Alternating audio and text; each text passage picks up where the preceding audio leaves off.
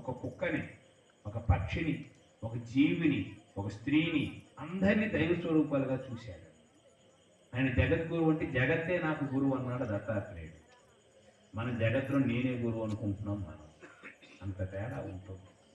ఇది మన ధర్మం కాబట్టి ఆ ధర్మాన్ని అనుసరించి, అందుకే వారి రుణం, జన్మనిచ్చినటువంటి తల్లిదండ్రుల రుణం, పురదనస్థితం పురోహితుల రుణం, మనకి వేద విద్య నేర్పినటువంటి ఆ యొక్క వేదాన్ని నేర్పినటువంటి గురువు యొక్క రుణం మన చర్మం ఒలిచి చెప్పులు కుట్టించినా మనం తీర్చుకోలేం. రెండోది ఒక్క విషయం గుర్తుపెట్టుకోవాలి, మనము ఏ వస్తువు ఎవరికి ఇచ్చినా దాని యందు మనకి అధికారము లేదు. అది భగవంతుడికి ఇస్తున్నాం అనుకుని ఇవ్వండి.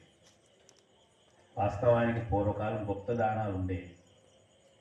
ఎక్కడా మీకు దేవాలయాల్లో చరిత్రలో చెప్పుకుంటున్నారు, కానీ శ్రీకృష్ణదేవరాయలు కట్టించాడు తిరుపతి దేవాలయం, తర్వాత సింహాచల దేవాలయాల్లో ఉండేటువంటి ఆభరణాలు ఇచ్చాడని ఏ గోడ మీదైనా ఆయన పేరుందా? ఏ గోడ మీదైనా ఉందా? ఏమి?